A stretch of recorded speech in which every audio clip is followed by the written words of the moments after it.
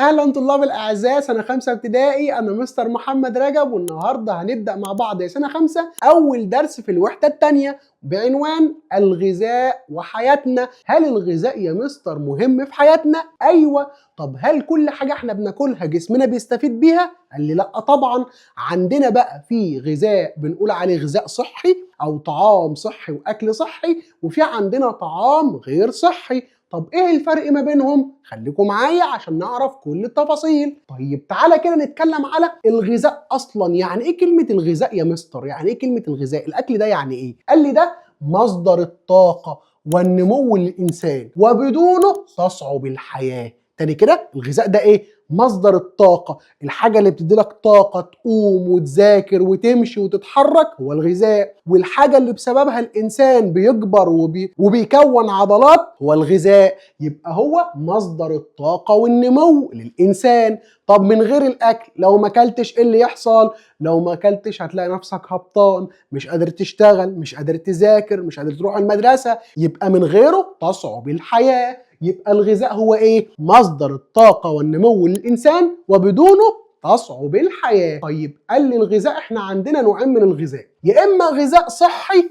يا إما غذاء غير صحي. يبقى خد بالك، أي حاجة بتاكلها يا إما حاجة صحية يستفيد بها الجسم، يا إما حاجة مش صحية والجسم هنا هيتضر مش هيستفاد. يبقى خد بالك، أنا عندي غذاء صحي. طب أعرف منين يا مستر الغذاء ده صحي ولا مش صحي؟ هقول لك أهو. الغذاء الصحي ده الغذاء اللي بيحتوي على جميع العناصر الغذائية التي يحتاج إليها الجسم. الغذاء الصحي ده الغذاء اللي فيه كل حاجة الجسم محتاجها. يبقى أنت لو كلت حاجة الجسم محتاجها ده اسمه غذاء صحي، صحتك هتبقى حلوة يعني. يبقى الغذاء الصحي هو الغذاء الذي يحتوي على جميع العناصر الغذائية التي يحتاج إليها الجسم. زي إيه كده يا مستر؟ قال لي زي مثلا الحبوب الكاملة. لما تاكل أي حاجة حبوب كاملة، زي مثلا الرز، زي مثلا الشوفان، زي مثلا القمح. طب إيه كمان؟ زي البروتين الصحي، إن أنت تاكل لحمة، تاكل سمك، تاكل فراخ، اسمه بروتين صحي. طيب إيه كمان يا مستر؟ زي ما تاكل خضار، تاكل فاكهة. كل ديت حاجات ما بتضرش الجسم، دي حاجات بتفيد الجسم. بنقول عليها غذاء إيه؟ غذاء صحي، حلو لصحتنا. يبقى تاني، الغذاء الصحي ده الغذاء اللي بيحتوي على جميع العناصر الغذائية اللي بيحتاجها جسم الايه؟ جسم الانسان وبيستفيد بيها. طب ايه الاكلات اللي الجسم بيحتاجها يا مستر وبيحبها؟ قال لي عندنا الحبوب الكاملة، عندنا الخضار والفاكهة، وعندنا كمان البروتين. الحاجات دي لو كلتها يا مستر جسم هيبقى حلو؟ ايوه، جسمك هيبقى حلو وهيبقى صحته حلوة وهتتعب قليل كمان. طيب ماشي. طب ايه الحاجات بقى يا مستر الوحشة اللي المفروض ابعد عنها عشان هي غير صحية وجسمي ما بيحبهاش؟ هقول لك يا حبيبي، عندنا حاجة اسمها غذاء غير صحي. غذاء غير ايه؟ غير صحي. يعني ايه غذاء غير صحي يا مستر؟ قال لي ده الغذاء اللي بيحتوي على كميات كبيرة من الدهون الضارة، حاجات كتيرة دهون ضارة كده مش حلوة ومش مفيدة للإنسان. أو إن الأكل يكون فيه سكريات، في سكر كتير، ده بيضر الجسم. أيوة. أو في أملاح كتير برضه بتضر الجسم. أيوة. أو في نشويات كتير برضه بتضر الجسم. أيوة. يبقى أنت الأكل غير الصحي لازم تكون عارفه. ليه؟ عشان تبعد عنه. طب الأكل غير الصحي يا مستر المضر للجسم يعني بيبقى فيه إيه؟ قال لي بيبقى فيه دهون ضارة، دهون بتضر الجسم. إن أنت تاكل أي حاجة فيها دهون كتيرة ده بيضر الجسم. طيب ممكن يا مستر آكل حاجة فيها سكر كتير؟ قال لي لأ، السكريات الكتير بتضر الجسم. طيب ممكن اكل حاجه فيها ملح كتير؟ قال لي برضه لا، لان الاملاح الكتير برضه بتضر الجسم. طب اكل حاجه يا مستر فيها نشويات كتير، زي مثلا اعمل بطاطس مقليه كتير واكل البطاطس كتيره؟ قال لي لا برضه، ديت نشويات كتير بتضر الجسم. يبقى انت تبعد عن اي حاجه فيها دهون، اي حاجه فيها سكريات كتيره، اي حاجه فيها املاح، اي حاجه فيها نشويات كتيره، وجسمك هيبقى كويس. انما لو كلت الحاجات دهيت، قال لي ديت حاجات ايه؟ قال لي دي حاجات ضاره بتضر الجسم. اشهر مثال للاكل غير الصحي الوجبات السريعه والمشروبات الغازيه، حاجه الساقعه او الكولا، وكمان الوجبات السريعه همبرجر او بيتزا او غيره. كل دي كده فيها حاجات غير صحيه، اكل غير صحي. يبقى انت دلوقتي عرفت ان في عندنا اكل صحي واكل غير صحي، فانت بقيت مسؤول عن جسمك. عايز جسمك يبقى حلو وصحته حلوه، خليك في الايه؟ في الوجبات الصحيه، حبوب كامله، خضار وفاكهه بروتين. طيب لو انت مثلا مش عايز جسمك بقى يبقى حلو وعايز الدنيا معاك تبوظ وصحتك تبقى وحشه وتتعب كتير، والله خليك بقى في الاتجاه الثاني، الاكل غير الصحي، الدهون اللي بتضر الجسم، السكريات، الاملاح، النشويات، واشهر مثال على كده الوجبات السريعه والمشروبات الغازيه. طيب ماشي، احنا في مصر الغذاء بتاعنا ده يا مستر بنجيبه منين؟ احنا بناكل منين؟ قال لي بناكل يا اما من الثروه الحيوانيه، بنتغذى على الثروه الحيوانيه، او بنتغذى على الثروه السمكيه، او بنتغذى من الزراعه. يبقى مصادر الغذاء في مصر، الاكل اللي في مصر بنحصل عليه منين؟ بنحصل عليه يا اما من الزراعه، يا اما الثروه الحيوانيه، يا اما الثروه السمكيه. يبقى تاني الاكل احنا بنجيبه منين؟ بنجيبه يا اما من الثروه الحيوانيه، يا اما من الثروه السمكيه، يا اما من الزراعه. فبيقول لي بقى ان الثلاث مصادر ده هم الثروه الحيوانيه والثروه السمكيه والزراعه بيمثلوا لي ايه بقى؟ بيمثلوا لي مصادر احتياجات السكان من الغذاء، وبنحقق من خلالهم الامن الغذائي. يعني الامن الغذائي يعني بنوفر احتياجاتنا من الاكل، بنوفر اللي احنا محتاجينه ويكفينا من الاكل على مدار السنه. يبقى الاكل بنجيبه في مصر من الثروه السمكيه والثروه الحيوانيه والزراعه. فالثلاث مصادر ده هم بيوفروا الغذاء بتاع السكان في مصر، وبيساعدونا كمان على تحقيق الامن الغذائي. طب تعالوا كده لو شفنا الزراعه، بيقول لي الزراعه من المصادر الرئيسيه لانتاج الغذاء. المصدر الرئيسي في مصر لانتاج الغذاء الزراعه. قال لي ايوه. ليه هي الزراعه دي بتفيدنا بايه؟ بتدينا ايه الزراعه يعني؟ قال لي الزراعه بتفيدنا بيه ان هي بتدينا محاصيل غذائيه، محاصيل بنتغذى عليها، زي القمح اللي احنا بنطحنه ونعمل منه دقيق وبعد كده نعمل منه عيش، زي القمح، زي الرز، زي الذره، زي البقوليات اللي هو العدس، اللي هو مثلا زي الفول. يبقى تاني الزراعه ديت يا مستر مصدر من مصادر الغذاء في مصر. ايوه. طب احنا بنستفيد ايه من الزراعه؟ بتدينا ايه الزراعه ديت؟ بتدينا محاصيل غذائيه، محاصيل بنتغذى عليها. طب زي ايه؟ قال لي زي القمح والرز، زي الذره والبقوليات. زي ايه تاني كده؟ القمح والرز والذره والبقوليات. طيب بتدينا ايه كمان؟ بتدينا محاصيل سكريه، زي مثلا قصب السكر وبنجر السكر.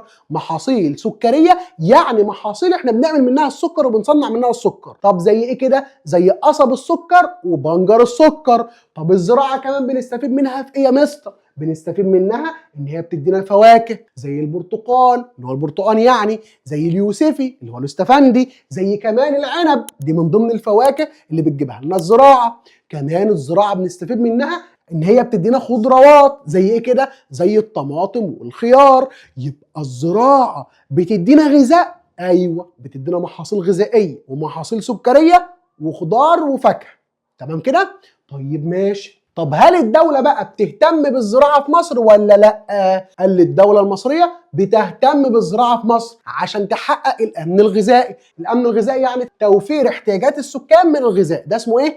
الأمن الغذائي. عشان كده هنلاقي ان الدولة المصرية بتهتم بالزراعة عشان تحقق الأمن الغذائي من الزراعة، عشان توفر احتياجاتنا من الغذاء من قطاع الزراعة. طب بتعمل ايه الدولة؟ يعني ايه اللي الدولة بتعمله عشان تظبط الزراعة وتطور الزراعة فنقوم نحقق منها الاكتفاء الذاتي، تطلع لنا انتاج كبير يكفينا ويوفر الغذاء بتاعنا؟ قال لي هنا الدولة بتحاول تخلي استخدام أساليب للري الحديثة، بتخلي الزراعة في مصر تستخدم الاساليب بتاعه الري الحديثه، بتبدا تصنع اساليب الري الحديثه وتوزعها على الفلاحين عشان تطور الزراعه في مصر. كمان بتدعم الفلاحين بالاسمده والبذور، تجي للفلاح تجيب له السماد وتجيب له البذر اللي هيزرع بيه، كل ده عشان تطور الزراعه في مصر. يبقى من خلال استخدام اساليب ري حديثه، كمان دعم الفلاحين بالاسمده والبذور. يبقى الدوله هنا بتهتم بالزراعه. بتعمل ايه؟ بتقوم على استخدام اساليب الري الحديثه وتدعم الفلاحين بالاسمده والبذور، وكمان بتبدا تستصلح اراضي صحراويه، تستصلح تيجي على الصحراء كده والمناطق اللي فيها صحراء وتبدا ان هي تصلحها عشان تحولها من ارض صحراويه لارض ايه؟ لارض زراعيه. يبقى استصلاح الاراضي الصحراويه من خلال انشاء مشروعات. طب زي ايه كده؟ قال لي عندنا مشروع الدلتا الجديده هنا اهو، وعندنا كمان في نص الصحراء الغربية مشروع الفرافرة، وعندنا في الجنوب مشروع اسمه شرق العوينات. يبقى الدولة بدأت تستصلح مناطق صحراوية وتعمل فيها مشروعات زراعية. أيوة، زي مشروع الدلتا الجديده جنب الدلتا، وعندنا مشروع الفرافره في نص الصحراء الغربيه، وعندنا في جنوب الصحراء الغربيه مشروع ايه؟ مشروع شرق العوينات. يبقى عندي 3 مشاريع استصلاح زراعي، الثلاثه يا سنه 5 موجودين في الصحراء الايه؟ الغربيه. في الشمال الدلتا الجديده، في النص مشروع الفرافره، في الجنوب مشروع اسمه شرق العوينات. طيب ماشي، بيقول لي خد بالك بقى ان الزراعه في مصر موجوده من زمان، وكانت المصريين بيعتمدوا على الزراعه على مياه نهر النيل، فعشان يستفيدوا من نهر النيل في الزراعه بداوا ان هم يعملوا مشروعات ري. زي ايه كده؟ قال لي زي ما قام المصريين ببناء سدود زي سد اللاهون ده زمان، وكمان حديثا عملنا القناطر الخيريه وبناء السد العالي. يبقى بيقول لي ان الزراعه في مصر بتعتمد بشكل اساسي على ايه؟ على مياه نهر النيل. والكلام ده موجود من زمان ولا دلوقتي؟ قال لي زمان ودلوقتي الزراعه في مصر بتعتمد على مياه نهر النيل. عشان كده المصريين اهتموا بمشروعات الري، فالمصريين قديما انشأوا مشروعات ري زي سد اللاهون. طب وحديثا عملنا مشروعات زي القناطر الخيريه وزي بناء السد العالي. القناطر الخيريه وبناء السد الايه؟ العالي. تمام، يبقى ده كده بالنسبه لايه؟ بالنسبه للمصدر الاول للغذاء في مصر وهي الزراعه. طب المصدر الثاني للغذاء في مصر قال لي الثروه الحيوانيه، فبيقول لي ان الثروه الحيوانيه من المصادر المهمه لانتاج الغذاء في مصر. طب ليه هي الثروه الحيوانيه ديت يا مستر بتديني ايه؟ قال لي بتوفر لي البروتين الحيواني. طب يعني ايه بروتين حيواني يا مستر؟ يعني اللحمه المهمه لصحه الانسان، سواء بقى من خلال الماشيه اللي هم اللي بيمشوا على 4 رجول زي البقر زي الاغنام زي الماعز، او من خلال الدواجن اللي هم بيمشوا على رجلين زي الفراخ زي الوز زي البط. يبقى هنا الثروه الحيوانيه مهمه. ليه؟ بتمد الانسان بالبروتين الحيواني اللازم لصحته. يبقى بتوفر البروتين الحيواني اللازم لصحه الانسان من خلال الماشيه والايه؟ والدواجن. طب الماشيه ديت يا مستر اللي هي ايه؟ لسه قايل لكم عليها، اللي هي الابقار والجاموس والاغنام والماعز. البقر والجاموس والاغنام والماعز بنقول عليهم ايه؟ ماشيه. طيب الماشيه دي بنستفيد منها في ايه يا مستر؟ بنشرب منها اللبن، وكمان بناخد منها اللحمه. بتوفر اللحوم الحمراء والالبان. يبقى الماشيه من مصادر الثروه الحيوانيه. ايوه، بتوفر لنا ايه؟ قال لي بتوفر اللحوم الحمراء والالبان. يبقى الماشيه زي الابقار والجاموس الاغنام والماعز بتوفر لنا اللحوم الحمراء وكمان الالبان. طب والدواجن يا مستر زي ايه؟ الدواجن زي الدجاج اللي هي الفراخ، زي كمان الوز، زي البط. طب اهميتها ايه؟ مصدر للحوم البيضاء والبيض. لحم الدواجن زي الفراخ زي البط زي الوز بيكون لحمه بيضاء، بنقول عليها لحوم بيضاء، وكمان بنستفيد منهم من خلال الايه؟ من خلال البيض. طب ايه يا مستر اكبر محافظه في مصر فيها دواجن وفيها ماشيه، يعني فيها ثروه حيوانيه؟ قال لي اكبر محافظه البحيره، بعد كده الشرقيه، بعديها المنيا، رابع محافظه الدقهليه، خامس واحده المنوفيه. يبقى احفظ الاولى اهم حاجه، البحيره اكبر محافظه فيها ثروه حيوانيه في مصر. طب هل الدولة يا مستر بتهتم برضه بالثروة الحيوانية زي ما اهتمت بالزراعة ولا لأ؟ قال لي طبعا الدولة بتهتم بالثروة الحيوانية عشان تحقق الأمن الغذائي برضه. طب عملت ايه بقى؟ قال لي بدأت إن هي تطور صناعة الأعلاف. صناعة العلف بتاع الدواجن أو بتاع الحيوانات الدولة بدأت تطوره عشان يبقى أكل كويس للدواجن والحيوانات، عشان صحتهم تبقى حلوة ويجيبوا لحمة ولبن كتير وبيض كتير. كمان بتوفر الرعاية البيطرية. بدأت الدولة تجيب أدوية للحيوانات ديت وتعمل لها تحصينات، وكمان توفر دكاترة بيطريين في المزارع الكبيرة بتاعة الحيوانات عشان صحة الحيوانات تبقى كويسة.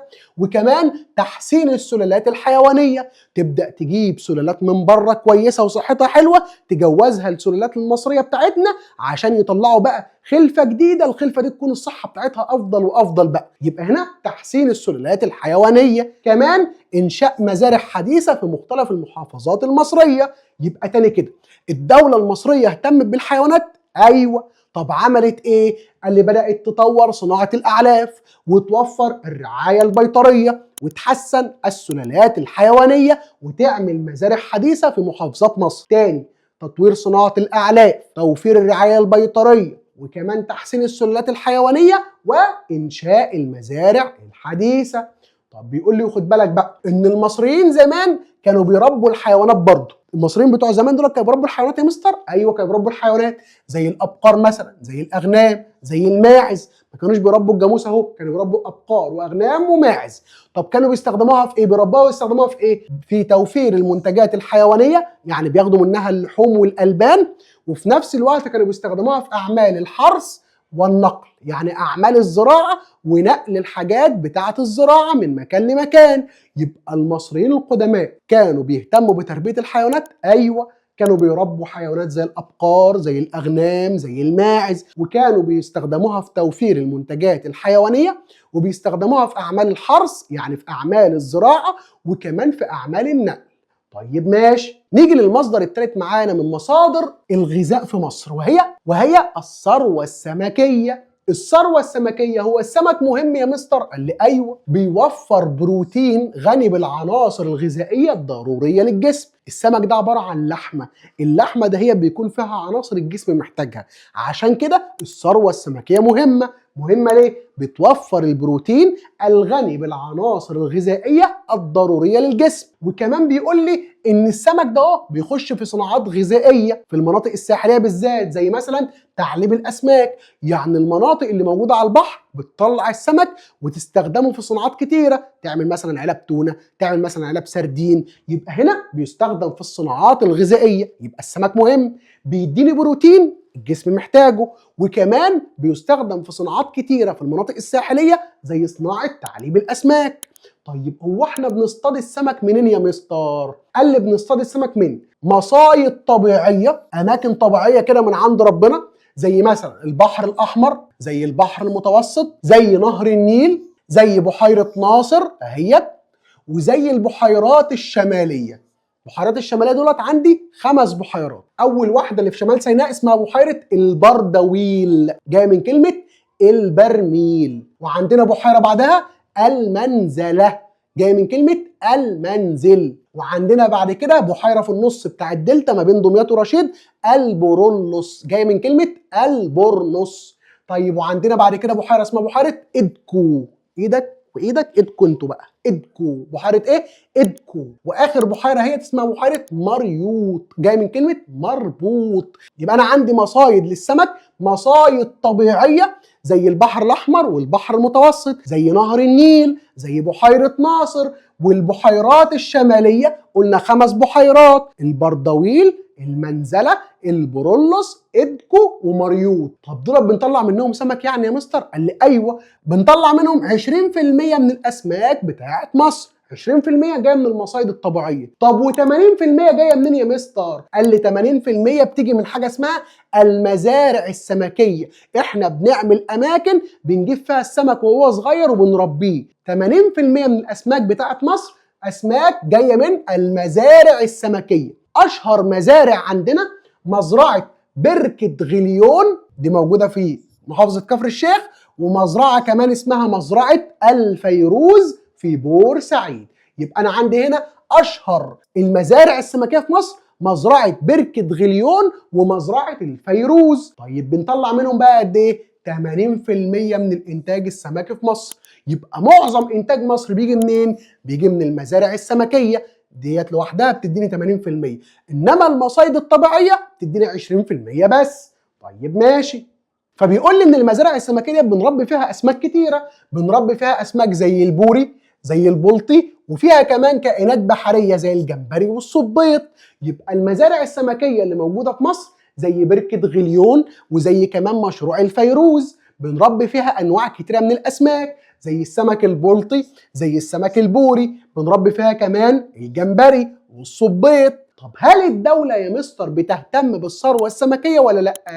قال لي طبعا بتهتم، زي ما اهتمت بالزراعه وبالثروه الحيوانيه لازم تهتم كمان بالثروه السمكيه عشان تحقق الامن الغذائي. فالدوله هنا بدات تعمل ايه بقى؟ حمايه المسطحات المائيه من التلوث، بتحمي الميه كلها من التلوث عشان تحافظ على السمك اللي بيعيش في الميه. كمان التوسع في انشاء المزارع السمكيه، الدوله بدات تعمل مزارع سمكيه في كل حته عشان تكتر الانتاج السمكي. كمان استخدام وسائل صيد حديثه ومجهزه، بتجيب وسائل صيد حديثه احدث نوع عشان خاطر تصطاد كميات كبيره من السمك. كمان توفير التدريب اللازم للصيادين، الصيادين اللي بيصطادوا تدربهم بقى على الاساليب الحديثه. كمان تحسين اوضاعهم المعيشيه عشان الصيادين ما يسيبوش حرفه الصيد، تقوم الدوله تديهم معاشات، تديهم مرتبات بسيطه كده بحيث ان هم يفضلوا في الشغلانه ديت. يبقى الدوله بتهتم بالثروه السمكيه. ايوه، بتعمل ايه؟ بتحمي المسطحات المائيه من التلوث، كمان بتتوسع في انشاء المزارع السمكيه، كمان بتقوم باستخدام وسائل صيد حديثه ومجهزه، وكمان بتوفر تدريب للصيادين، وكمان بتحسن اوضاعهم المعيشيه. طيب يا مستر، لو احنا اكلنا اكل سليم، اكل صحي، يعني ايه النتيجه لما ناكل الاكل الصحي؟ قال لي النتيجه هنا الجسم هيكون قوي ونشيط، وهتقدر ان انت تمارس الرياضه. يعني انت ممكن تلعب كوره، ممكن تعمل اي حاجه، بس هتتعب بسرعه لو ما بتاكلش اكل صحي. انما لو كلت اكل صحي هتتعب، بس هتتعب ايه؟ هتتعب بشكل قليل. يبقى انت هنا لما تاكل اكل سليم الجسم هيكون قوي، هيكون نشيط، هتقدر ان انت تمارس الرياضه. كمان الاكل الصحي يساعد على النمو السليم، عضلاتك هتكبر بشكل كويس وهتكون انسان جسمك كويس. طيب كمان هتحافظ على الصحه بتاعتك، لما تاكل اكل كويس صحتك هتكون حلوه، وكمان هتقوي جهاز المناعه. جهاز المناعه ده الجهاز اللي بيحارب الامراض اللي بتخش جسمنا، فلما انا اكل اكل كويس الجهاز ده هيكون قوي، فهيقلل الاصابه بالامراض المختلفه. يبقى لما انا اكل اكل صحي الجسم هيكون قوي ونشيط، هقدر ان انا امارس الرياضه، هيساعدني على النمو السليم، كمان هيحافظ على الصحه بتاعتي ويقوي لي جهاز المناعه اللي هيقلل لي الامراض اللي ممكن تصيبني. طيب ماشي، اخر حاجه معانا بيقول لي خد بالك ان المصريين القدماء زمان كانوا بياكلوا اكل صحي. اكل صحي ازاي يعني يا مستر؟ هم كانوا بياكلوا ايه يعني؟ قال لي كان المصريين القدماء بياكلوا قمح، بياكلوا خضار، بياكلوا فاكهه، بياكلوا اسماك، بياكلوا طيور، بياكلوا حيوانات. يبقى الاكل ده كان اكل ايه؟ كان اكل صحي، لا وجبات سريعه بقى ولا مشروبات غازيه. يبقى المصريين القدماء كانت صحتهم حلوه وقدروا ان هم يبنوا الاهرامات لان هم كانوا بياكلوا اكل صحي يا سنه 5. بياكلوا خضار وفاكهه، بياكلوا لحوم، بياكلوا اسماك، بياكلوا طيور. وبكده يا حبايبي خلص الدرس بتاعنا النهارده. ما ننساش نعمل اشتراك في القناه ولايك للفيديو، وسلام.